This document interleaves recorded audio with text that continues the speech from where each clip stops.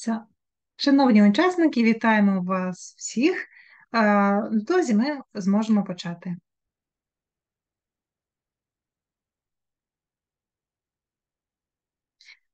Щодо запису, ми будемо намагатися його викласти. Так, ми зараз записуємо цей вебінар, але одразу кажу, що я б не розраховувала, що це буде гарантовано. Тобто, давайте так, ми спробуємо зробити все можливе, щоб запис був, але іноді бувають деякі технічні складнощі. Але ми сподіваємося, що все буде добре. Вітаємо вас. Okay, great. So, what do you think? Maybe we can start? We can ready to go. Okay, great. Thank you. So thank you, Katerina. So just to introduce ourselves, first of all, so my name is Gary O'Reilly. So I'm a professor of clinical psychology at University College Dublin. Всіх вітаю, мене звуть професор Гаррі Орайлі, я професор клінічної психології в College University в Дубліні. I don't know, Katerina, if you'd like to introduce yourself as well. Sure. Мене звуть Катерина, я український психолог-психотерапевт, працюю також у Дубліні в центрі St. Patrick's Mental Health Services. Я ваша сьогоднішня перекладачка. Я буду перекладати семінар. Okay, and our purpose this evening is to give an introduction to compassion-focused therapy. Головне завдання сьогоднішнього вебінару – дати вам такий швидкий вступ та знайомства з напрямком психотерапії, яка називається терапія, орієнтована на співчутті. And I just want to acknowledge at the start the difficult situation that has prompted this talk to take place and to express my solidarity for the people of Ukraine in following the invasion of your country by Russia, and just say how much I respect and admire the courage of your nation.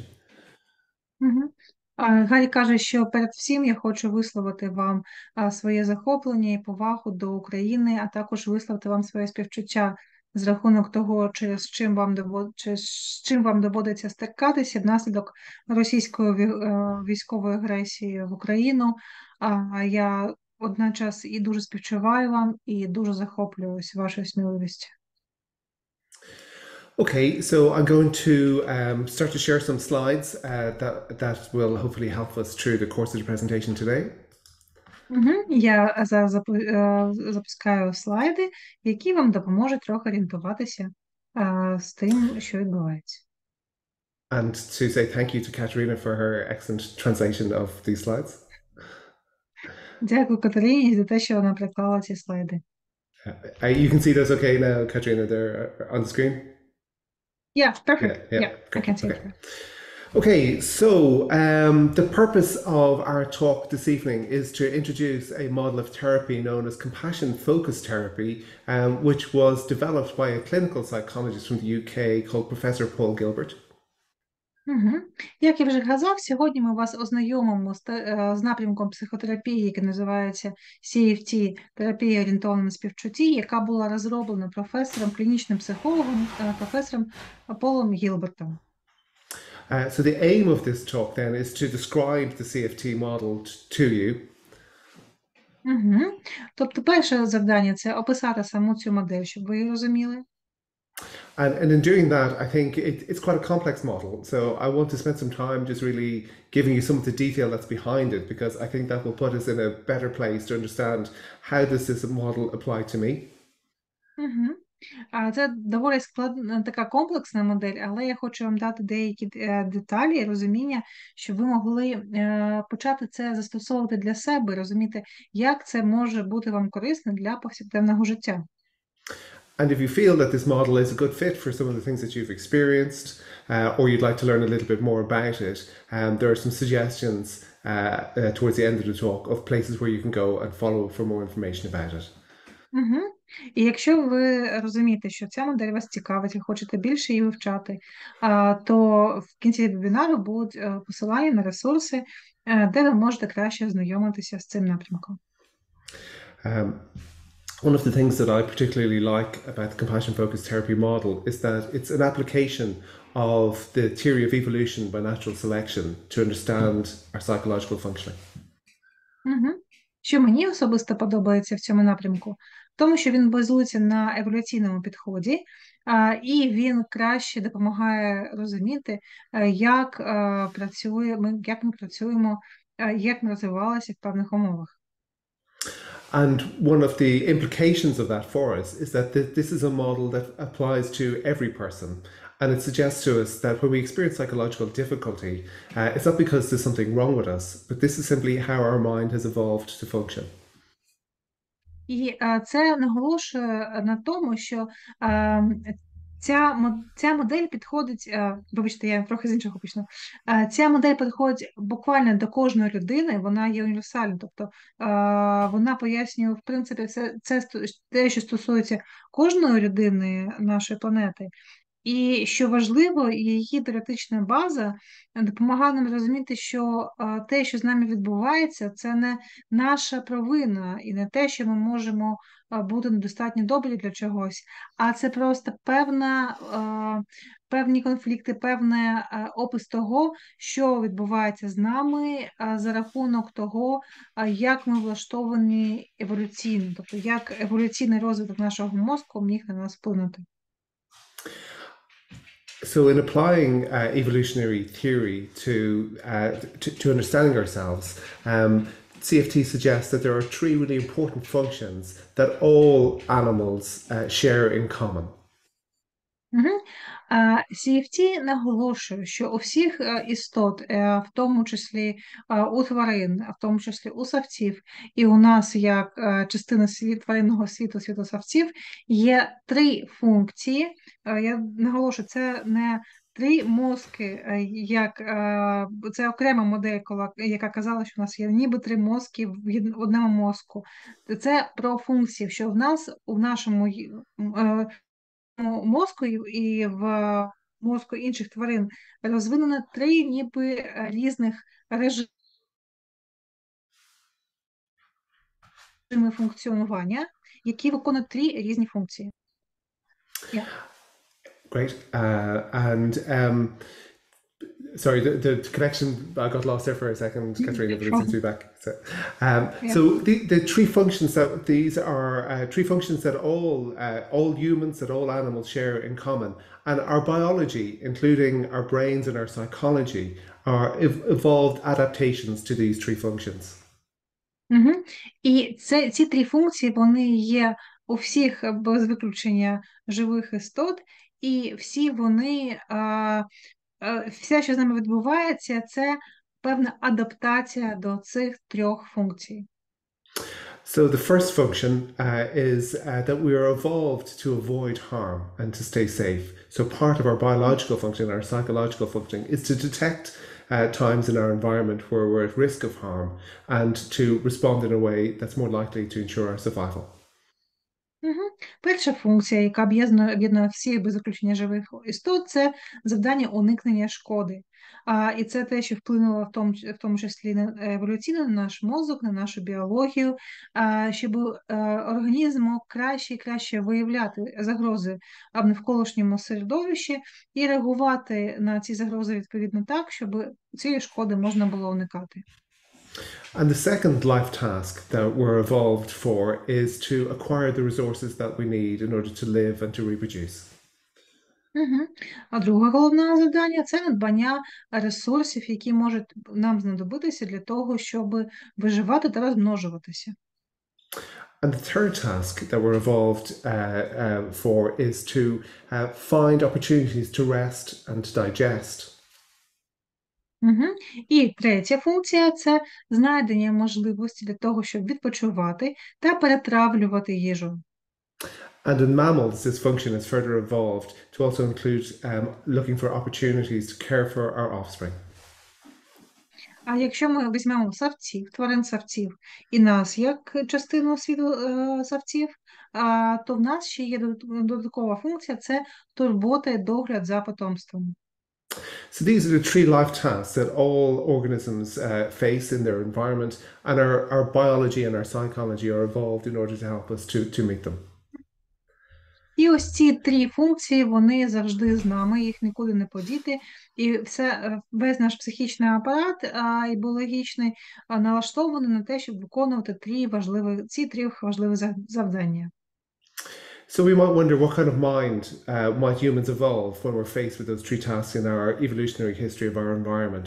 And we might be inclined to think, have we evolved a general purpose brain that can turn its attention to any one of those tasks at different times? Мгм. І можна було би замислюватися над тим, як відповідно до цього розвинувся наш мозок як людських істот. Можна було б припустити, що це якийсь мозок, який адаптований для вирішення будь-якої проблеми і життєвого завдання, з яким організм може стикнутися. And evolutionary psychology suggests to us that it's not the case that we have a general purpose brain that's evolved to meet any task, but that we have a brain that's more like a Swiss Army knife that has specific functions or specific blades for the specific tasks that it faces. Угу. Але еволюційна психологія припускає, що наш мозок скоріше подібний до швейцарського ножа, в якому є специфічні функції, відомі як розумові модулі, адаптовані для вирішення різних конкретних проблем та життєвих завдань. So this is an idea which is referred to that our brain isn't general purpose, but it has mental modules. Угу. Тобто наш мозок не є таким однорідним, який прилаштований ніби відмичка для всього і одразу, а він налаштований так, щоб активуватися на щось конкретне, відповідно до завдання, яке зараз є актуальним. І це те, що ми називаємо розумовим модулем. So I wanted to try and give you a very clear example of what a mental module might look like. Я спробую вам дати дуже такий чіткий приклад, щоб ви розуміли, як виглядає розумовий модуль. So I think sonar detection of prey by bats is a very clear example of a mental module. Наприклад, ось те, що ми можемо бачити у літучої миші, сонар може бути дуже добрим прикладом того, як може виглядати цей модуль. So this is an example of a resource acquisition mental module for a bat. A bat is faced with the task of how do I get the resources that I need to live and to survive, which is insects for me to eat. And I use sonar to emit a sound in the dark and I listen to its reflection backwards so that I can identify and capture a prey. Ось, наприклад, сонар у цієї істоти є добрим прикладом, як може працювати її функція по надбанню ресурсів. Наприклад, її їжа – це комахи, тому вона, якщо це завдання необхідно виконувати, то якась частина її мозку налаштована на те, щоб дуже добре помічати і вполювати те, що їй потрібно для їжі. This is a remarkable thing which is every day for a bat. A bat can do this with ease, but you and I could never do that. We can't emit a sound and hear its sonar detection backwards and find out where a prey might be or where something is, no matter how hard we might try to do that. І також важливо зазначити, що якщо для кажана це є чимось повсякденним, що він може дуже добре робити і навіть не помічаючи, що він робить щось особливе, для нас з вами це буде неможливо і незалежно від того, чи добре ми старалися, чи не добре. So faced with the task of acquiring resources, a bat has evolved a brain that can do this. You and I haven't evolved that kind of brain, but we've evolved a different kind of brain to allow us to achieve the three life tasks. І якщо у кажана ось таким чином еволюційно склалася функція пошуку і він може розрізняти звукові хвилі, то в нас теж сама функція пошуку ресурсів розвинула інші застосування в нашій психіці. So in CFT, the specific abilities that we use in order to achieve the life tasks that are biological adaptations for us are our emotions. В CFT ми так далі скорочено будемо називати терапію орієнтовану на співчутті, ми визнаємо, що цим відповідним сценаром, у нас аналогом сценару, є емоції, які слугують нам для того, щоб виконувати ці різні життєві завдання. So when we're faced with different life tasks, whether that's to avoid harm, to acquire the resources that we need to live and to reproduce, or when we're faced with the task of resting, digesting, and caring for our offspring, our emotions become organized into different systems, which are biological adaptations to help us achieve those life tasks. Угу.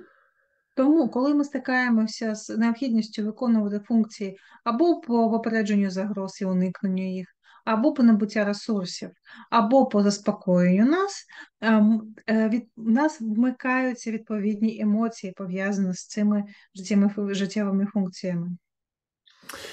So in CFT, these three different emotion regulation systems are given three different names. So when we're faced with the life task of avoiding harm, our emotions are organized into what's referred to as a threat system. Угу.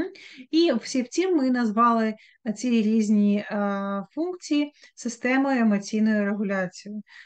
Таким чином, якщо вмикається функція, яка пов'язана з уникненням шкоди, ми будемо казати, що вмикається система загрози, яка позначена на слайді червоним кольором. And when we're faced with the life task of acquiring the resources that we need in order to live and reproduce, our emotions are organized into what's referred to as a drive system. Угу. Якщо ми будемо стикатися з завданням набуття ресурсів, наші емоції будуть організовані в те, що ми називаємо системою драйву, і це позначено блакитним кольором. And when we're faced with the life task of resting, digesting, and caring for our offspring, our emotions are organized into what's referred to as a soothing system. І якщо наші емоції будуть організовуватися відповідно до завдання заспокоєння, притравлювання їжі та турботи про інших, ми будемо казати, що в нас вмикається емоційна система заспокоєння.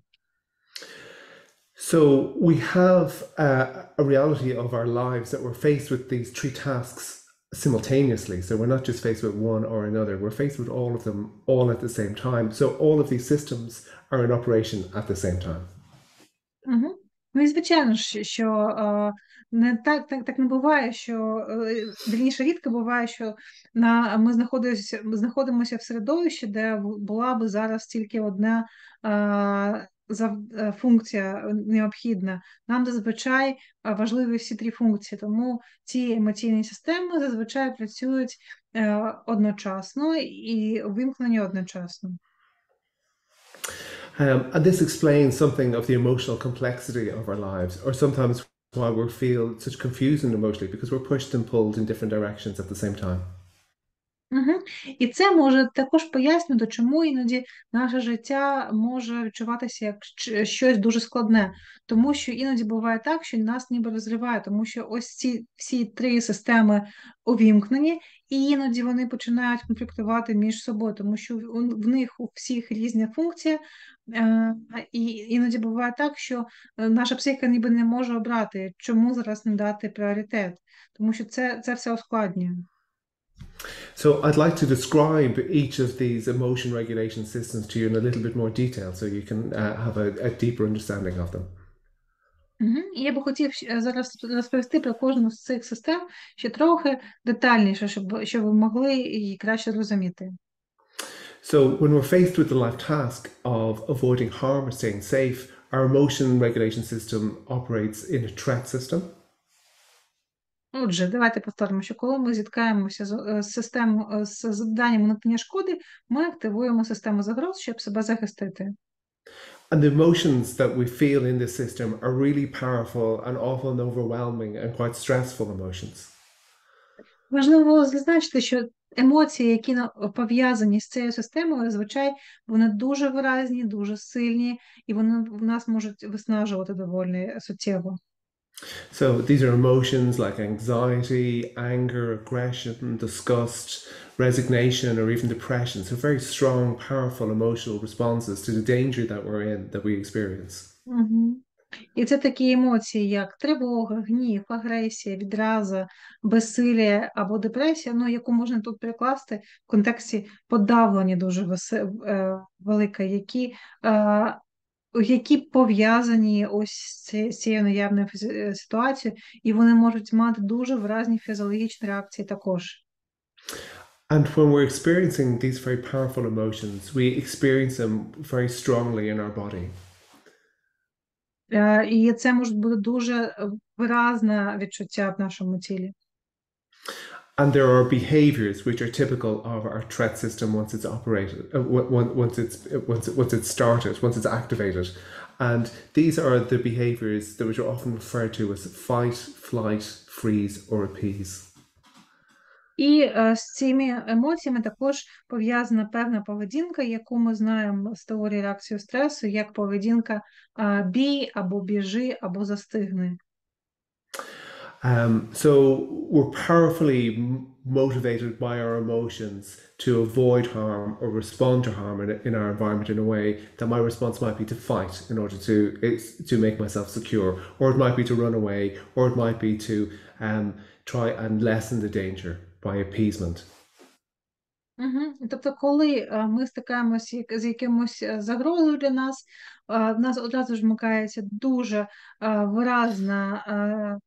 виразний стан, який може проявлятися теж фізіологічно, і ми можемо або нападати або агресивно реагувати на те, що ми вважаємо для себе загрозою, або втікати від того, що ми таким вважаємо, або ніби застигати і заморожуватися, щоб ніби загроза причинила найменше шкоди.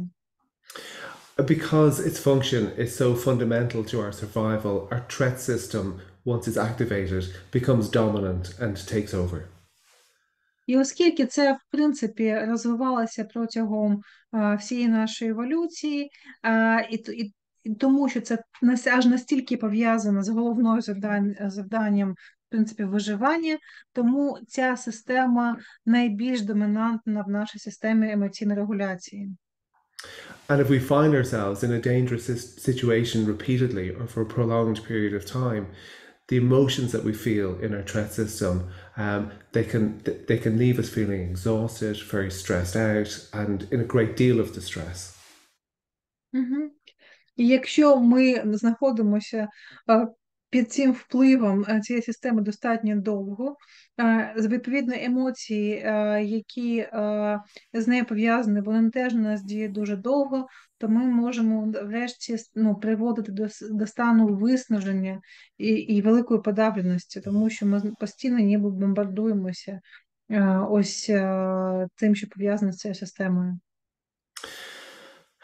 So on the one hand, this is our threat system operating as it should in order to keep us safe, and at the same time then when it's kicked off again and again and again, that's a very difficult situation for any individual to be in. То якщо з одного дня ця система, в принципі, нам дана для того, щоб нам допомагала уникати шкоди, але якщо постійно вона увімкнена і домінує, і вона на нас впливає, то це нас врешті виснажує. Okay, so I want to also describe the second system in the CFT model to you, which is the drive system. Переходимо до другої системи драйву. And this is a very different system. Its purpose is order to allow us to acquire the resources that we need to live and to thrive. І тут тут вже все діє зовсім по-іншому. Тут ми намагаємося знайти те, що нам може бути необхідно. So when this system is working well, the emotions that we experience in this system are very different. They're usually motivating, joyful, positive, rewarding emotions. І коли нам все вдається набувати ці ресурси, все працює окей, то емоції зазвичай дуже приємні, дуже позитивні. Ми відчуваємо задоволення, збудження, радість та гордість. And biologically, these emotions are underpinned by a very different neurological system. It's the reward system of our brain, which is part of this drive system. І ця система підкріплюється зовсім іншими нейрофізіологічними чинниками, і вона скоріше будується на системі заохочення. And the kind of things that give us this sense of reward are things which we experience as sometimes as intensely pleasurable, or sometimes things that give us meaning, or sometimes things that give us a sense of accomplishment. Угу. І це те, що нас отримує в нагороду, те, що підкріплюється, це те, що ми сподіваємося отримати щось, що або нам дасть якийсь сенс і відчуття себе, що ми причетні до чогось, або відчуття насолоди і задоволення.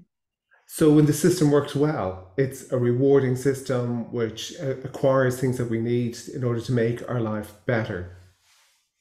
То якщо система працює добре, ми маємо все можливе для того, щоб робити наше життя кращим. But if this system isn't working well, it can mean sometimes it leads to frustration for us. If our access to the things that we need in life is blocked, for example, that can lead to intense frustration for us. Угу. Але, наприклад, якщо виникають якісь складнощі в цій системі, наприклад, коли в оточуючому середовищі просто немає відповідних ресурсів, то ця ж система може бути джерелом для нас великого стресу, тому що ненабуття того, що ми очікували, може породжувати фрустрацію.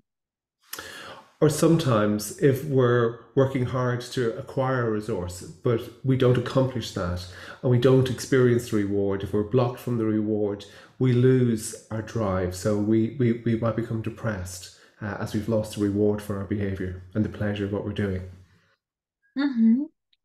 І іноді, навіть якщо ми дуже добре працювали, прикладали багато зусиль, але не отримали винагороди, це може бути тому, що об'єктивно ми не отримали винагороди, або щось в нас працює так, що ми не можемо визнати, що щось, наприклад, ми не можемо визнати свої заслуги, ми не можемо себе похвалити, або щось в нашій психіці працює не так, то ми відчуваємо тільки постійне розчарування і постійне виснаження.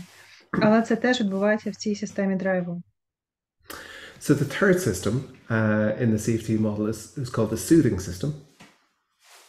А третя система в понятійному апараті CFT називається система заспокоєння. And the purpose of the soothing system is to motivate us towards the provision of care for our offspring and also to allow us to signal to others our need for care. Угу. Як у савців, головне завдання цієї системи – це потурбуватися про інших, особливо про потомство, а також активувати те, що я можу потребувати допомоги і турботи. So the emotions that we feel in the soothing system are ones where we feel calm, we feel soothed, we feel contentment, we feel safe, we feel a connection to ourselves and to other people. Угу. І якщо все працює добре, то в цій системі ми відчуваємо спокій, задоволення, безпеку, зв'язок із собою і з іншими, певно, таке розслаблення і легкість. And again, this is underpinned by a very different biological and neurological system. Угу. І знову ж таки, тут біохімічний і нейрологічний процес дуже відрізняється. And the kind of behaviors that we engage in when we're in sood are ones of rest, of slowing down and connection. Угу. І поведінка, яка пов'язана з цією системою, це поведінка, яка налаштована на або на те, щоб відпочити, або на те, щоб трохи сповільнитися, або налагодити зв'язок з іншими людьми. So usually our soothing system is a source of positive experience for us. Угу. Зазвичай система заспокоєння є джерелом позитивних емоцій для нас. And sometimes if we're experiencing difficulties in other areas of our lives, in those other systems, we can use our soothing system in order to regulate some of the distress of other systems. І зазвичай, коли ми стикаємося з якимось дистресом, з якимись складнощами з двох інших систем, які приносять нам виклик з двох інших систем, ми можемо використовувати цю третю систему як те, щоб трохи робила для нас певний баланс і трохи знижала рівень того дистресу. Тобто за рахунок активації цієї системи може трохи регулювати ступінь напруги в двох інших. And how available our suiting system is to us often depends on our personal history. Угу. І те, наскільки для нас доступна ця третя система, наскільки вона налагоджена в нас, вона і добре працює, зазвичай залежить від нашої особистої історії, від історії нашого життя. So if we've had experiences as children where we were distressed and we were lucky enough to have people available to us who helped us to be suited, to be regulated, to be cared for, that is setting down the beginning and the development of our suiting system. Наприклад, якщо в дитинстві ми навіть коли відчували дистрес, і навіть якщо він був досить великий, але поряд з нами знаходились люди, які могли нас заспокоїти, які могли якось реагувати так, щоб ми почували себе почутими і в безпеці, то це покладало розвиток нормально функціонуючої системи заспокоєння. So if we've had those positive experiences in our own childhood, it makes us easier as adults to use our soothing systems at times of distress, and also for us to learn how to soothe our own children. Угу. І якщо у нас є такий власний досвід нашого дитинства, то ми, як дорослі, вже можемо це краще застосувати, в тому числі і для заспокоєння наших дітей. If we haven't had those experiences, it makes using our soothing system a more difficult thing for us to do, but it is still possible for us to learn how to soothe ourselves and to soothe our children, even if we haven't had those positive experiences. Якщо в нас такого позитивного досвіду не було, або його було критично мало, то ми це все одно таки робить можливим застосування цієї системи заспокоєння, але просто нам потрібно цього вчитися, і це трохи ускладнює, але це все ще можливо. So I hope you're still with me, because we've been describing quite a complex model of how our emotions have evolved over the course of about 400 million years. 4 million years? Sorry, 400 million. 400 million, окей. Сподіваюся, що ви досі з нами, тому що ми намагалися дуже швидко писати процес, як розвивалася наша психіка протягом 400 мільйонів років. Здається, я добре це поклала. I find it's a mind-blowing number to think of how long these systems have been evolving. Це взагалі вражає, якщо ми замислюватися над тим, наскільки довго ця система розвивалася. So I'm going to add another layer of complexity to it, which is what has happened specifically in human evolution over the last 2 million years. А давайте додамо ще трохи ускладнення. Що відбувалося в еволюції саме людського мозку? So remarkably, in the last 2 million years, our human ancestors have not only evolved those emotion systems that we've been describing, but something very different has happened in our brain enlargement over those 2 million years, which has given us a cognition system or thinking system, which is very different to our ancestors. І в допомогу до того, що є вже у савців, саме людські істоти протягом 2 мільйонів років розвинули щось особливе, функції мозку, які допомагають нам мислити, використовувати мову, і зовсім по-новому, на відміну від тварин, виконувати ці 3 основні життєві функції. So over that last 2 million years, our human ancestors faced those 3 life tasks, but they evolved the capacity to use language and to behave and to think in different ways that supported them in accomplishing those 3 life tasks. І для виконання цих 3 завдань ми розвинули мову і можливість мислення, можливість усвідомлення себе. So one of the things that was different about our ancestors during the course of those last 2 million years was the environment that drove that change wasn't the physical environment in which they lived in, but it was living in other social groups of humans who were increasingly larger brained as well. І це теж стало наш дуже особливо.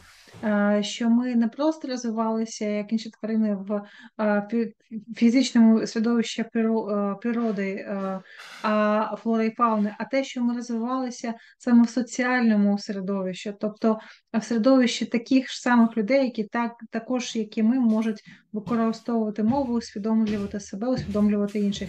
І це зробило наш досвід дуже специфічним. So this is referred to as the social brain hypothesis. That is, that the reason our brains evolved, these mental abilities that they have evolved over the last 2 million years, is because of the social world that our ancestors lived in. Тобто це як особливо ми розвинулося, воно стало можливим для того саме за рахунок того, що ми розвинули в соціальному середовищі. So in addition to those emotional systems that we've been describing, our ancestors evolved the capacity to learn how to use language to communicate, to learn how to mentalize, which is the idea to how do I understand the mind of another person, to how do I understand what your motivation is, what your experience is, and not only that, how do I understand that of multiple people. Тобто, на відміну від тварин, ми не тільки можемо використовувати мову, а ми ще можемо робити те, що називається менталізація розуму інших людей. Тобто ми можемо намагатися зрозуміти, а що ця людина мала на увазі, а що може бути в її голові, а що вона відчуває, і таким чином усвідомлювати ще інших людей, їхню мотивацію. It also evolved the capacity to think symbolically, to represent ideas in our mind, and to engage in thinking where we could imagine ourselves in the future, where we could think, what if something might happen? Також у нас є символічне мислення, ми можемо думати про абстрактні речі, і що дуже важливо, теж на відміну тварин, у нас є можливість будувати певне розуміння простору і часу. Наприклад, ми можемо спостерігати себе у майбутньому, тобто робити певні дії припускання. Тобто, наприклад, якщо щось, то це означати то. Тобто будувати певний причинно-слідковий зв'язок і будувати щось в розумінні майбутнього. So CFT and evolutionary psychology and evolutionary theory suggest to us we didn't evolve these abilities in order to become scientists or philosophers or novelists. We evolved these abilities to allow us to achieve the tree life tasks with greater effectiveness. Тобто CFT підкреслює, що ми розвинули всі ці функції не для того, щоб стати філософами, банкірами, науковцями, поетами і так далі. Ми розвинули всі ці можливості для тих же самих функцій, про які ми казали. Три функції, які ми казали про уникнення загроз, драйву і заспокоєння. So what we end up with is a very sophisticated, complex mind that has these three emotion regulation systems, and then layered on top of them again has these cognitive abilities, which our brain can use in order to help us achieve one of the three life tasks, depending on what we're working on at that moment in time. Тобто все те, що в нас є, це дуже складна комплексна система. З одного боку, у нас три функції, які властиві всім тваринам, а з іншого боку, ще це людський саме мозок, який налаштований на складне опрацювання, на осмислення, і всі ці складні символічні функції не властиві тваринам, про які ми згадували на попередньому слайді. So we use these abilities in a modular way. We use them in a way when I'm focused on threat, that I think in a certain way. When I'm focused on achieving a resource, I think in a certain way. And when I'm focused on caring, I think in a different way. Але принцип той же самий. Наприклад, якщо я фокусована на загрозі, я починаю думати певним чином, якщо я фокусована на досягненні, я починаю теж замислюватися і бачити все під іншим кутом, і так само в системі заспокоєння. So the idea here is that these are almost like computer algorithms. So faced with a life task of staying safe, my mind goes, if I'm in danger, I need to do this. If I'm faced with a life task of acquiring a resource. Sorry. І це працює як певний комп'ютерний алгоритм. Тобто, якщо я зараз налаштуюсь на певну функцію, то все далі в моєму сприйнятті буде запускатися і буде викликати відповідні реакції, відповідні роздуми, відповідне осмислення і відповідний фокус уваги.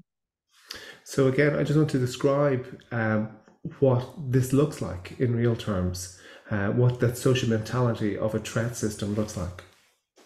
Наприклад, давайте подивимося, як це може виглядати в модусі в соціальній ментальності системи уникнення шкоди. So this is like one blade on the Swiss Army knife. Say it again, please. This is like one blade on the Swiss Army knife of our brain. Це як таке лезо на нашому соціальному мозку. So in this, if we're in an environment where our safety is under threat, we have that emotion regulation system of threat that we've described, but it also affects how we think. Коли ми опиняємося в оточенні, яке нам здається небезпечним для нас, в нас те, що ми трактуємо і сприймаємо як небезпечне для нас, в нас миттєво активується система небезпеки, система загрози. So our attention is drawn to the things in our world that might be dangerous to us, or we have a narrow focus to our attention. У нас миттєво звужується увага, і вона ніби виглядає все, що може бути пов'язане з потенційною загрозою. We have a evolved tendency to assume the worst, so to automatically assume that the worst thing is going to happen because it's safer to assume that than be sorry and be wrong. І дуже важливо, що нас так побудована наша система, що в цій ситуації ми будемо іноді бачити речі в найгіршому прогнозі. Навіть якщо це може бути перебільшення певної катастрофізації, ми так еволюційно налаштовані, щоб замислюватися в цьому стані про найгірше. Тому що з точки зору виживання, з точки зору революції, краще 10 разів перестрахуватися, ніж не побачити завчасну небезпеку. And we tend to view other people as whether they're a risk or a danger to us, and we view ourselves as whether we're safe or whether we're vulnerable. І ми починаємо бачити інших людей тільки у світі, чи вони безпечні для нас, чи становлять загрозу, а самих себе тільки у світі, чи ми знаходимося в безпеці, чи ні. So let's turn to how our mind operates when the life task that we're facing is an acquisition of a resource task. Давайте подивимося, як це може працювати в модусі набуття ресурсів. So here our social mentality is organized in order to direct us towards cooperation or competition with others. І в цьому модусі наша соціальна ментальність починає прояватися в двох можливих форматах. Це або налаштування на співпраці з іншими для досягнення необхідних ресурсів, або в модусі змагання з іншими за необхідні ресурси. So in a cooperative social mentality, our attention is drawn to not the danger in our world, but the opportunities in our world to cooperate with others and to acquire something. Тобто тут ми будемо вже виглядати не те, що може становити для нас загрозу, а те, як ми можемо з іншими краще об'єднатися і йти до спільної мети. And our concern isn't about assuming the worst of the world, but it's about how fair is what we're experiencing, and am I valued as a cooperative team member by others. І наш головний фокус це не тільки не на тому, чи становить людина загрозу чи ні, а наш головний фокус на тому, чи є ситуація справедливою, чи є цей розподіл співпраці справедливим, і чи не вийде так, щоб співпраця не стала для нас перевагою. Тобто, чи якщо я свої ресурси вкладу в цю співпрацю, чи це повернеться для мене справедливим, на мою думку, чином. Or alternatively, in a drive social mentality, I might be in a competitive mindset. Але також в цьому ж самому модусі я можу бути у стані змагання і бути налаштований на змагання. And I'm going to be concerned with my place in a social rank. I'm going to think about, are others better than me? Are they worse than me? Are they beating me, or are they being beaten by me? І в цьому моменті я буду мислити саме категоріями соціального рангу, соціальної ієрархії. Чи я краще за інших, чи я гірше за інших, чи вони мене зможуть взяти наді мною верх, чи ні. Я буду постійно себе порівнювати. So the same person then, faced with the different life task of caring for themselves or their offspring, if they're in a social mentality related to that, they're going to think and feel very differently. Угу. І також, якщо людина буде опинятися в ситуації, де їй буде потрібно турбуватися про себе, відпочивати і думати про потомство, її мозок також буде налаштований на зовсім інший формат. My attention is either going to be drawn towards signals for others who I care about that they need my care, or how do I signal to others that I need care. І знову ж таки буде певна розвилка, моя увага буде привертатися на те, щоб надати комусь допомогу, про кого я потрібен турбуватися, або як я можу сигналізувати, що я потребую допомоги. So I'm going to think about myself and other people in terms of, do they recognize my need for care, and am I a provider of care for other people, and am I valued myself and by others in that role? Угу. І відповідно я буду або замислюватися над тим, як інші люди розпізнають, що я потребую допомоги, і чи розпізнаються вони взагалі, і який я можу бути у ролі того, хто надає допомогу іншим людям. So I really do hope that you're still with me, because this is where we are now. I hope we have a beginning of some understanding of just how complex the human mind really is. Я сподіваюся, що ви з нами. І ось той момент, де ми опинилися, насправді, він для того, щоб я сподіваюся, що ви усвідомлюєте, насправді, наскільки складним є наш мозок, наскільки складною є наша психіка. So if we think about what we're saying, our mind is like a Swiss Army knife. It has emotion systems and it has cognition systems. Тобто наш мозок є різні функції, які він несе, в нього є емоційні функції, в нього є когнітивні, тобто обчислювані мисленнєві функції. These systems are finely tuned and interact with each other. Системи постійно перемикаються і взаємодіють одна з собою. They direct our attention and our behavior and our emotions in very different directions at the same time. І вони можуть скеровувати наші емоції одночасно в дуже різні напрямки. And there is a hierarchy within them. If we're in danger, our threat system dominates and takes over.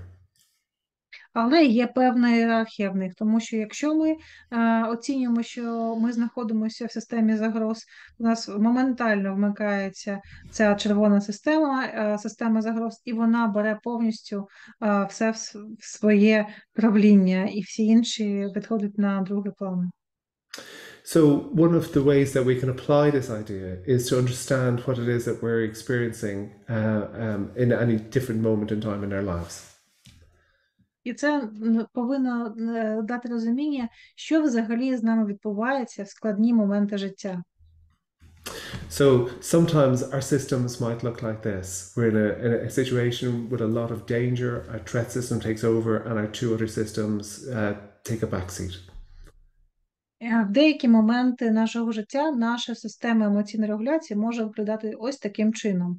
Тобто, здебільшого, вся наша увага на цьому червоному колі, все в нашому мозку, в нашій психіці зосереджено на цьому червоному колі. Ви бачите, що воно дуже збільшено, а дві інші системи ніби відходять на другий план. I imagine that this is a kind of situation that a lot of people in Ukraine have experienced a great deal of over the last few years.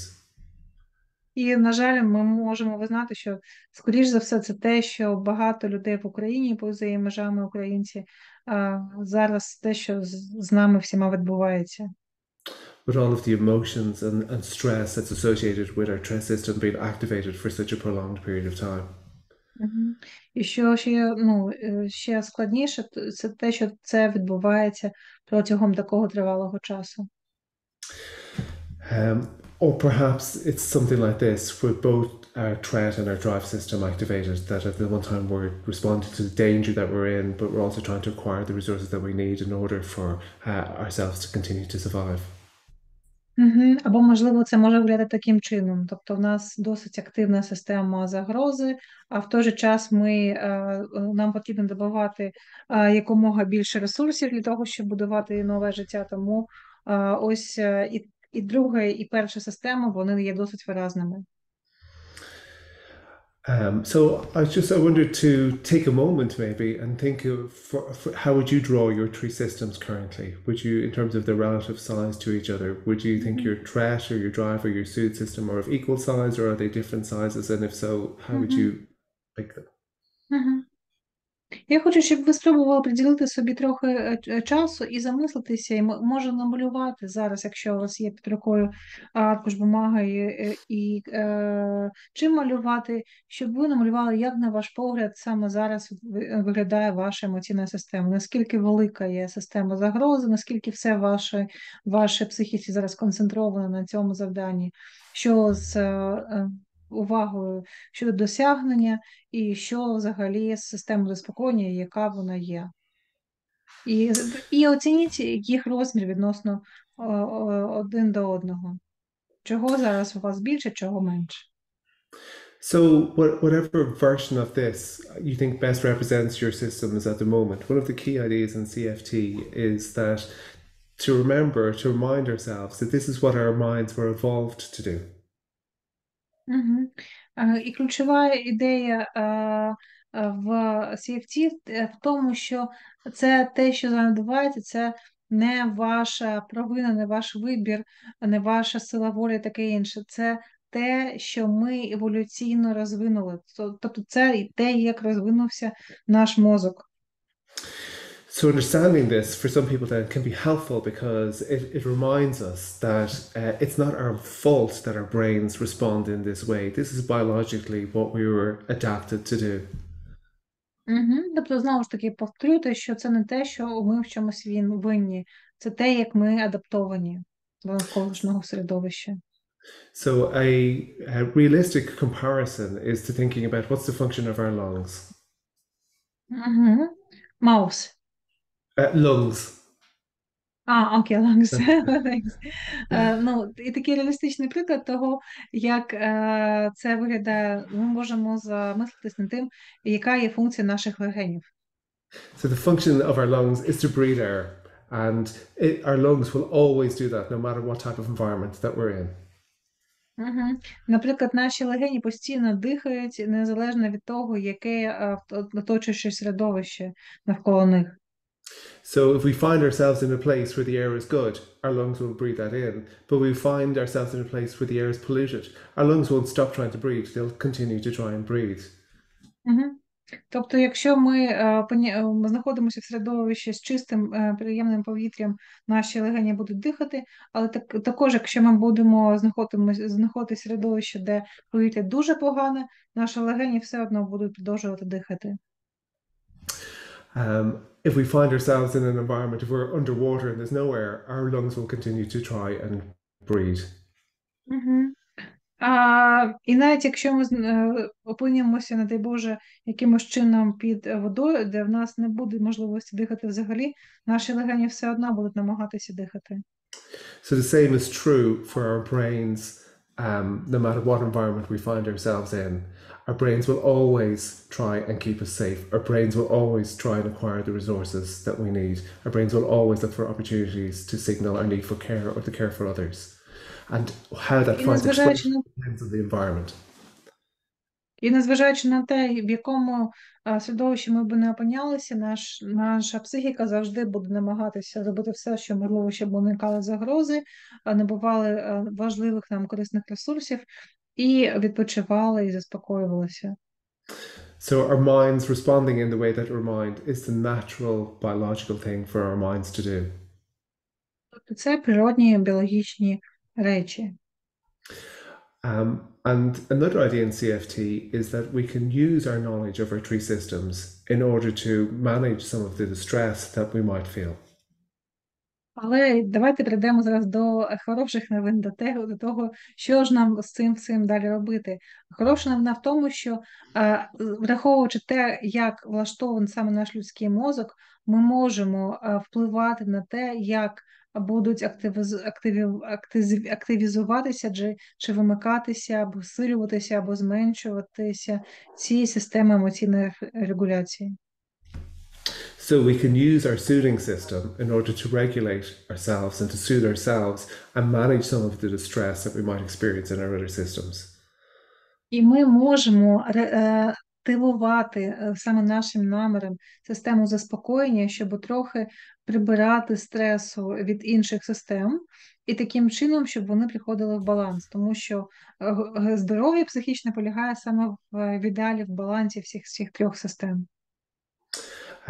So in CFT, there are certain skills that we can learn in order to help us to do that. So there are certain breathing exercises, there are certain meditations, there are certain visualization exercises that we can learn that allow us to access our soothing system and use it in this regulating way. І саме ось це і є далі практична сторона CFT. Ми застосовуємо різноманітні техніки, які б допомагали нам вмикати цю зелену систему заспокоєння.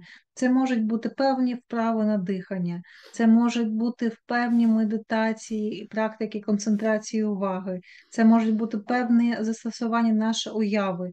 Але все це ми використовуємо для того, щоб активізувати нашу систему заспокоєння.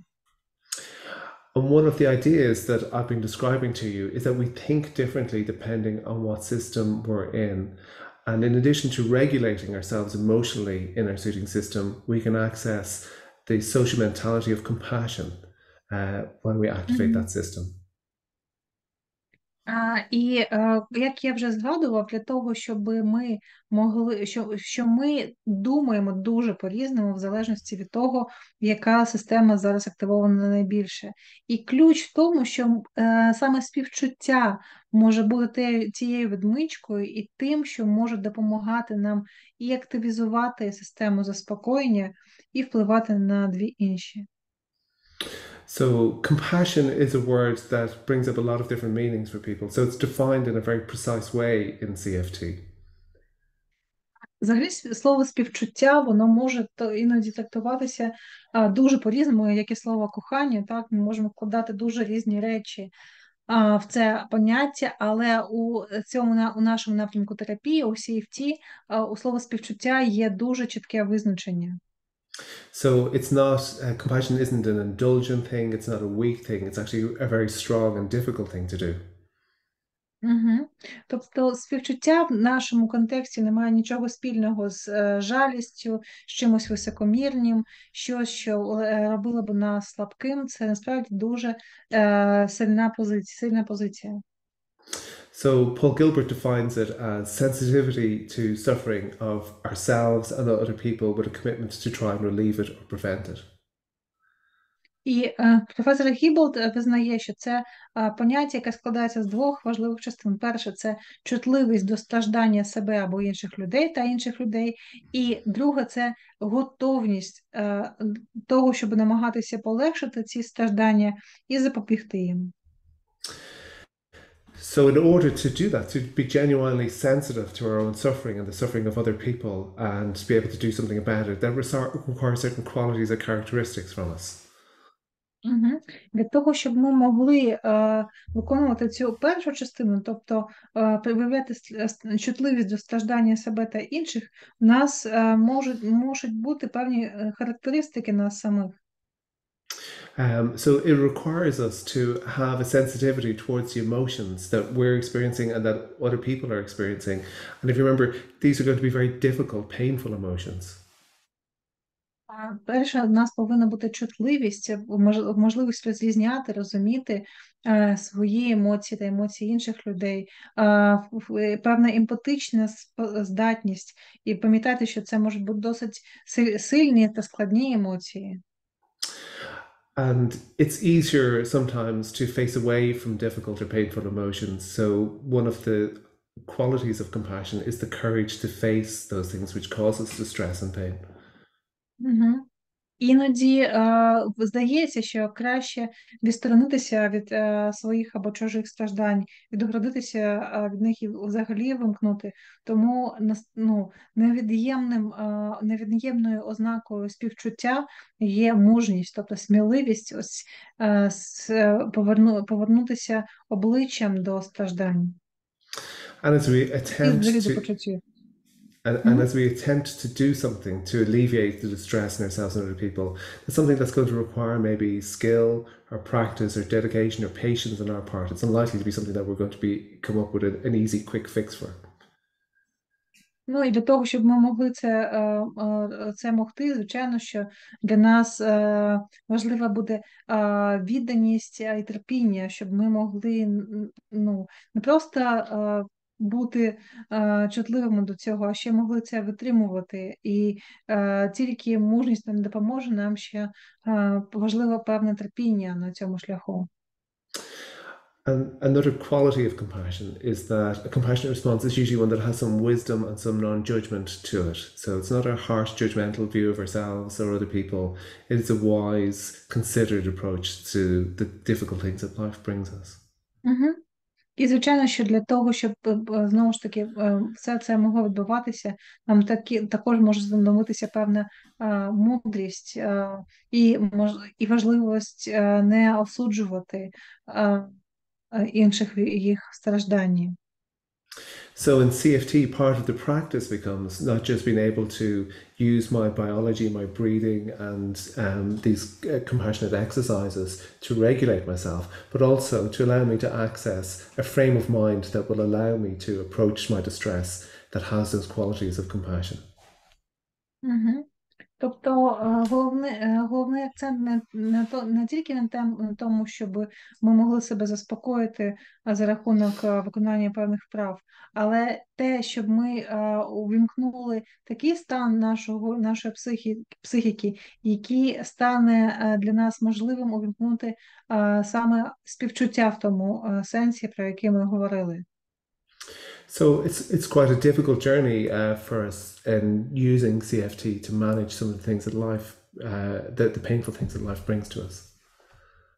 Це не виглядає так просто і легко, тому що це може бути дуже складним шляхом. And what difficult things life brings us obviously depends on the environment in which we live and the personal history that we've experienced. І ці складнощі, які мають на увазі, які можуть виникнути, це знову ж таки залежить від того, в якому поточному середовищі ми зараз можемо знаходитися, і яка є наша особиста історія. And we might be learning how to use our soothing system to manage some of the things that we spend most of our life using our threat system in order to respond to. So it's neurologically a very different skill and thing that we're trying to do. Угу. Але це так можна застосовувати для того, щоб впливати на нашу систему загрози драйву, і важливо розуміти, що нейрофізіологічно це зовсім інший стан, це зовсім інші функції мозку, які ми застосовуємо.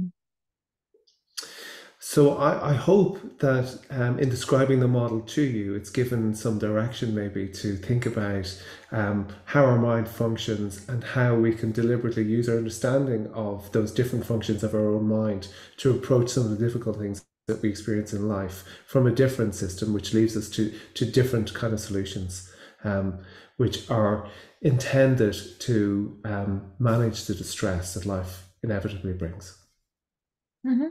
Тобто на цьому слайді ми ще трохи постаралися показати вам, як це може виглядати в комплексі, враховуючи наші різні системи емоційної регуляції і тому, як саме співчуття може допомагати нам їх регулювати. I think one of the limitations of a talk like this is that I get to describe the model to you rather than that we get to try it out in any great detail. But there are many resources for the general public which are available. There are self-help books which describe CFT. There are websites. There are apps. So if you are interested in exploring some of these ideas further after the talk, these are some of the places that might be a useful starting point.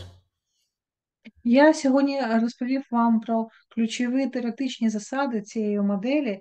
Звичайно, що не було можливості саме показати вам практичну сторону і розповісти, як конкретно це можна використовувати, але я вас захочу прийти до інших книжок, які можна знайти, прочитати стосовно цієї теми, а також ви можете використовувати різні додатки, в яких є вправи. So this is what we've covered so far. We've talked about what the CFT model is, and as we can see, it's quite a complex model, which describes the kind of complex minds that we have. I hope it's given you a framework to begin to think about how might that apply to me, and then there's some kind of signposting to some things that you can follow up on for more information if you would like to. Я сподіваюся, що з допомогою того, що, як ми пояснили цю модель, ви можете почати замислюватися над тим, як це може стосуватися вас, вашого життя, як цю модель може використовувати на конкретних прикладах, з якими відбуваються, і як з допомогою ресурсів можна буде приносити трохи практики до вашого сьогодення. I see, Katerina, that there are some items in the chat. I don't know if I think there's time for questions if people would like to ask some questions. Would that be okay? Yeah. А тепер, в принципі, ми закінчили з головної практичної частини. Якщо у вас є бажання, можете задавати питання. Якщо можна, напишіть, будь ласка, в чат, щоб задати питання стосовно того, що вам здається цікавим або незрозумілим з того, що ми пояснили. Можливо, ви, наприклад, можете запитати про якісь приклади вправ. Якщо вам цікавить, напишіть це в чат.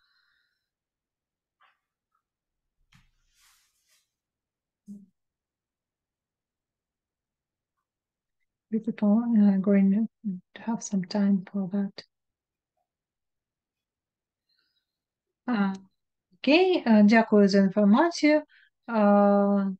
І вам дякую. Але у вас є ще можливість. Окей.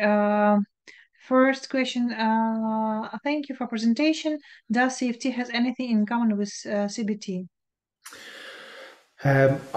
I think ultimately all approaches to therapy have common ideas behind them. So there are some areas where they overlap. I think CBT tends to start with how we think about things, and CFT tends to be more in tune with how we feel about things. And ultimately, from both of those two directions, we end up considering very important fundamental things about our life. So I think different routes to the distress that life brings to us.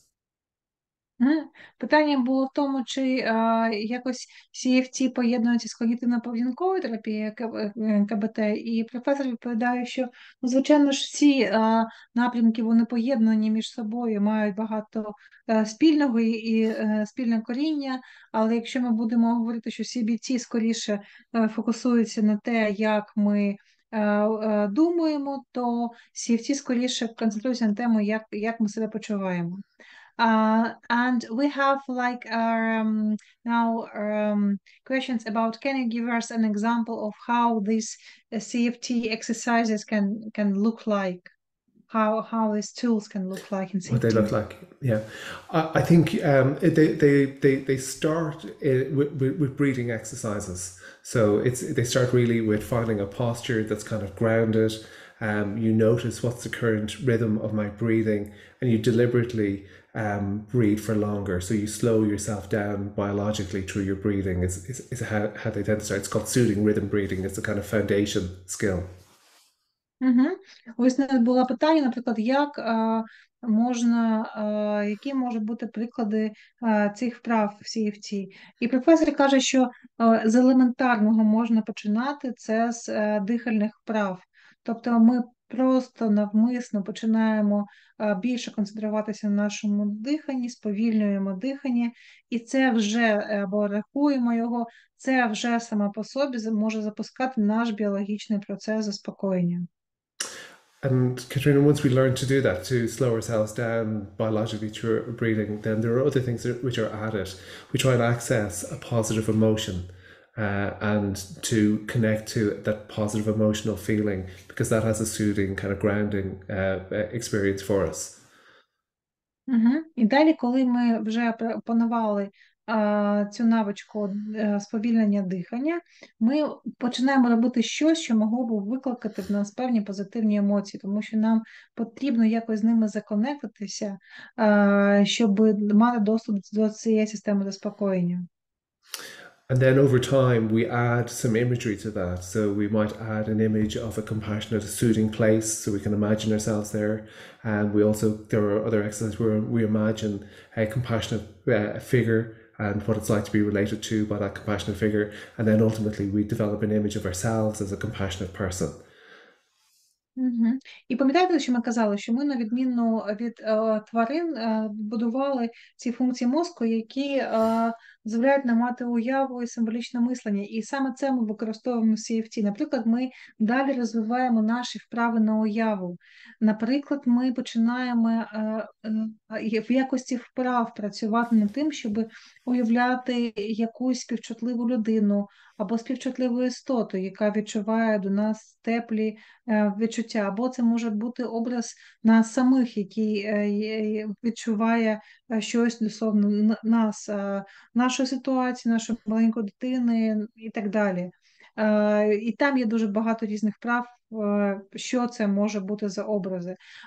Ми також можемо уявляти себе в трохи кращому місці, застосовувати нашу фантазію. З допомогою нашої фантазії ми активуємо позитивні емоції, і ми починаємо розвивати,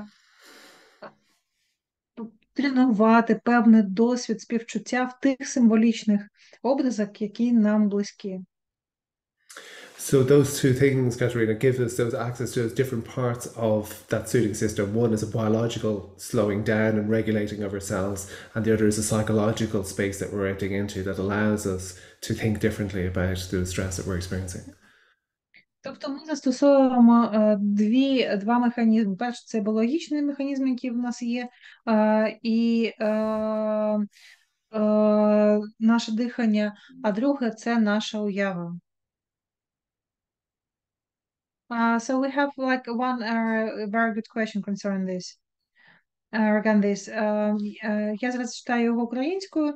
В мене практичне питання. Коли бачу негативну ситуацію, реакція сльози і позитивно не бачу. Це вже клінічна ситуація, чи можна працювати, наприклад, з диханням тільки довший час? So I have practical question. For example, if I see some negative situation, I have tears in my eyes, I'm crying, and I cannot see any positive at all. Does this like a clinical situation by itself, or I can make me feel better if I will continue with breathing, maybe some more time that you described. I think CFT always goes to the question of what's the function of our emotions.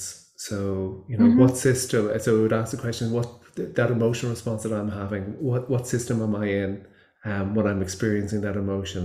And sometimes we can get stuck. So our systems that might be a functional, that might be a helpful thing, depending on the world that I'm in. So that might be something that would help me stay safe, or maybe I've become stuck in a system. So if I was stuck in a system, it might be that I want to use my understanding and my knowledge of those systems to change system. I don't know, does that address that question, Katerina? So this person actually asked what is happening that this person cannot like switch on negative emotions. He or she is only crying and cannot switch for any positive. It's impossible to find any positive fruits from there. Okay. There is an idea in CFT, which is that we have what they call a tricky brain, that our brain has the capacity to recreate the stress for us again and again and again. So what our emotions and the rest of our body are not very good at is recognizing that I'm in this loop myself of recreating my own distress over and over because my mind keeps going back to what's happened. So it's called rumination in CBT. It's called a tricky brain loop in CFT. So part of a CFT therapy skill or a therapy experience might be to recognize how I'm in that loop, to recognize what that's like, and to recognize how I might change out of it. Угу. Так, це, вибачте, що ми довго розбирали, але мені здається, зараз я можу, в принципі, це перекласти.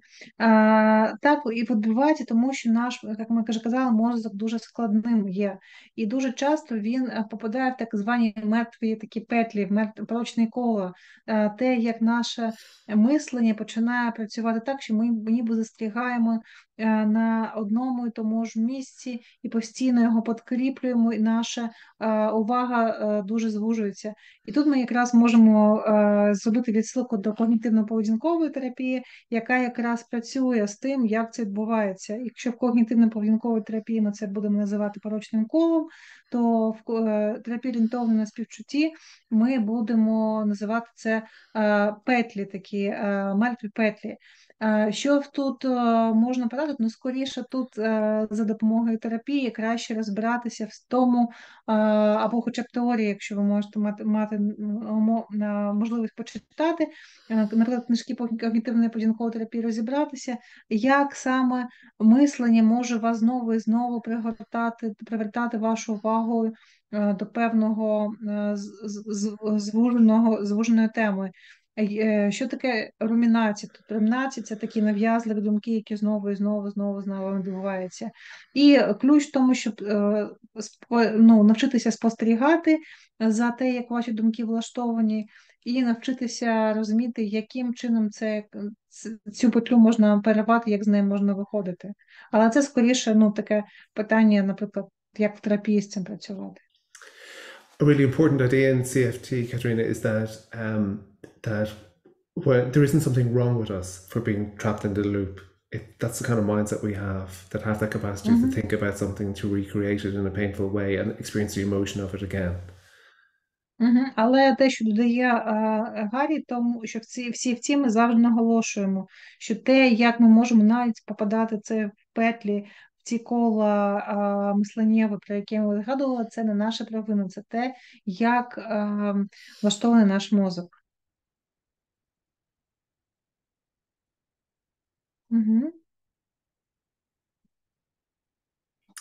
Okay. Okay, is there any other questions that you think we should turn to? Okay, yeah, sure. We have a lot of questions, so I'm just choosing that. Okay, we have a question. If we can use these breathing techniques for children as well? Yes, absolutely. Yeah, and in fact, these are things that parents can very naturally do with children. Is we soothe and care for our children. So and teaching these techniques can be a very helpful thing to do. And just even teaching kind of relaxation skills to children, help them to regulate themselves, manage their experience, teaching children how to express their emotions about what they're experiencing without us being afraid to hear the difficult things that they're experiencing. So absolutely, they're very suitable for children too. У нас є питання в чаті, чи ця дихальна практика для дітей теж розповсюджується. І Гаррі каже, що так, звичайно, що це дуже може добре бути прикладом, і повністю можна застосовувати для дітей, і батьки можуть вчити дітей регулювати свій стан з допомогою дихання, а також, крім цього, буде дуже корисно, якщо ми навчимо дітей і розпізнавати наші емоції, висловлювати їх і описувати. Okay, so then I'm trying to state. I maybe I will read you the question. Maybe if you want, you can clarify this. Okay. So this soothing in this perfect way should be constant according to the theory of CFT. So we can say that this soothing should dominate if I understand it right way. If I understand it right way, then this soothing should be dominative system. Should the soothing system be in our dominant system? Is that the question? Yeah. I think usually the threat system is our dominant system because it's just designed to keep us safe. So the threat isn't a bad system. So sometimes that's what we need, and that's the system that should dominate in those times. But if our trust system has become to be continued to be activated again and again and again in the way that the last questioner was describing, well then it is a good idea for us to change system, to use our soothing system. So if we're not in immediate danger, well then our soothing system gives us that access to a different way of understanding and solving the problems that life brings us. Питання таке: заспокоєння віддалі має бути постійним за теорією CFT, тобто віддалі систему заспокоєння має домінувати, чи вільно я розумію? Ні. Ідеал CFT – це не домінування якоїсь системи. Ідеал CFT – це баланс цих трьох систем і застосування якої системи в момент, коли вона нам необхідна. Тобто, якщо ми кажемо про систему загроз, яка може бути досить виснажливою для нас, вона нам потрібна, тому що якщо існує дійсна загроза, краще, щоб ми реагували з цієї системи, це буде найкраще для нас, бо це буде найбільш ефективне застосування. Але проблема в тому, що якщо ми постійно знову в нас активована сама система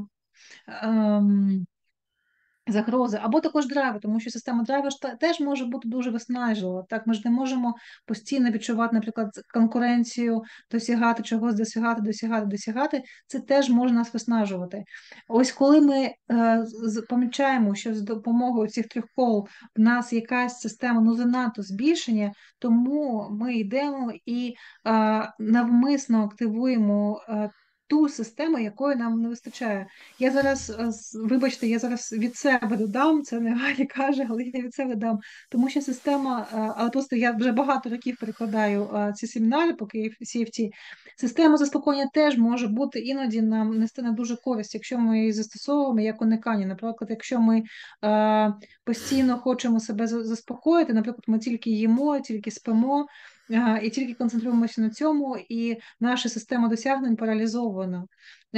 Це теж не є окей. Тобто система заспокоєння, яка є тільки заповнює цей простір, вона теж є для нас шкідлива. Наше завдання – це баланс. Окей.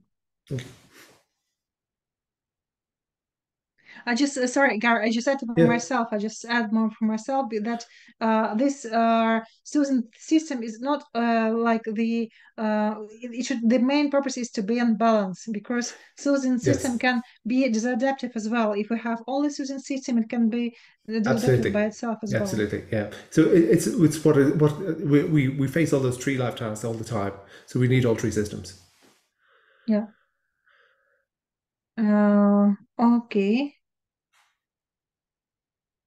A question, if drive дивіться, ви питаєте, має питання, як бути, якщо система задоволення постійно домінує? Система задоволення чи система заспокоєння? Давайте позначимо поняття, тому що ми не казали про систему задоволення, ми казали про систему досягнень і систему заспокоєння. So I have a question. How we can be if soothing system is dominative system and it blocks actually our drive system? Yeah, I think that wouldn't be a good situation for us. You know, we do need our drive. We do need to acquire things. We do need to go to work. We do need to get things we need to live. And also the drive system is an energizing, rewarding system. So it is when it's working well, it's a very pleasurable, important place for us to be. So we do need it too. I can just propose, if I understand, there was a question how we can do in this way, and maybe the key, how we can act if we have only soothing system which is dominative, or how we can act to activate drive system. And I can, yeah. Yeah, I think usually we need to, if our drive system has become shut down or shut off, we've lost contact to the things in life which are rewarding for us. So we need to think about what were the things in life for me to do that will give me meaning, because I will be driven towards them. What are the things in life that give me pleasure, and I will be, I need to recontact with them. What are the things in life that give me a sense of accomplishment? So that's how we reactivate them. Can I propose one thing from myself, Sure. for idea, and you can say if I understand it right or not? it can be a problem if we are using our system like system of avoidance, which is not actually about compassion. It's more about like avoidance behavior. And if we activate compassion, it actually can help us to overcome the avoidance as well. Well, I think interestingly, I think avoidance, like you're describing, is part of threat. It's flee. It's flight. Yeah. So avoidance is the threat system, but we mightn't recognize it as that. But avoidance wouldn't be soothing. Yeah. Okay. Great. Thank you for clarifying. Як відповісти на наше питання, що якщо система заспокоєння постійно активована і домінує, а система драйву навпаки блокується, як активувати систему драйву, тобто систему досягнень? Гаррі каже, що тоді потрібно розуміти, чому втратився зв'язок з тим, що нас мотивує, з чим, що ми хотіли, що ми хочемо. Тобто, в принципі, система драйву, вона природня. Вона нам каже, що я чогось хочу, мені щось приносить задоволення, іди це і якимось чином здобудь. І тут потрібно аналізувати, як так сталося, що в нас ніби немає контакту з цим. Я припустила і хотіла дати від себе, що, можливо, проблема в тому, що в системі заспокоєння знато активізується паттерни уникання. Ми її використовуємо як уникання від чогось. А Гаррі каже, ні, якщо ми використовуємо уникання, то це скоріше за рахунок того, що це частина системи загроз також. Тобто ми можемо обирати уникання, що з думкою, що ніби нас це заспокоїть, але насправді це тримає нас в системі загроз. Katerina, that takes us to the idea that it's always what's the function of the behavior, or what's the function of the emotion, rather than what is the behavior or what is the emotion. So the same emotions or same behaviors, they don't just belong to one system. The function behind them tells us the system they belong to. Знову ж таки, нас це знову повертає до питання, що таке, що є функцією емоції, до якої системи вони належать. Okay, good. Okay, should we call it a day, or are there more things do you think that we should? We have like 3 minutes left, so maybe yeah, if there are more questions. Maybe we can say about these pesky nuts and this exercise that we have presented, because if people can use it the same for the videos that are online there. Yeah. Do you want to explain that and say where they are for people, because there are relaxation exercises and things there for people? Yeah. Sure. Також на попередньому модулі ми розповідали про YouTube канал, де ми виклали вправи, які дає професор, які налаштовані на розслаблення, на дихання і так далі. Ми ці вправи приклали для модулю, які стосуються роботи когнітивно-поведінкової терапії з дітьми, але в принципі це теж ті ж самі техніки по розслабленню, по заспокоєнню. Якщо хочете, ви можете з нами проконтактувати, і ми надішлемо вам посилання на цей YouTube канал і на ці вправи. Are there other questions there, Katerina, that we haven't covered, or have we covered most things? I guess we are finished now. Yeah. You think we've covered most questions? Yeah, so? We did. Okay, brilliant. Okay, just to say thank you to you, Katerina, for all of your amazing translation there, which is quite an incredible thing to witness, and to say thank you for people who've come along, and that I hope there are some of the ideas that will be helpful.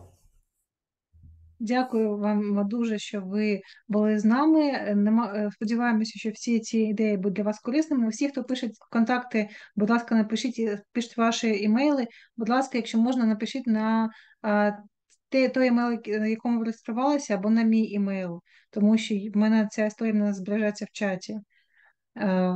Але на мій імейл, якщо можна, або Facebook, або Telegram, якщо можна, напишіть, або на імейл Hospital Synthetic Mental Health Services, вони мені передадуть цей контакт. Great. Okay. That seems like a good... Дякуємо вам дуже за увагу і підписуйтесь на наші оновлення, на наші майбутні вебінари. Далі ще буде. Дякуємо вам. Okay. Okay, great. Katrina, thank you as always. Thank you very much, Harry.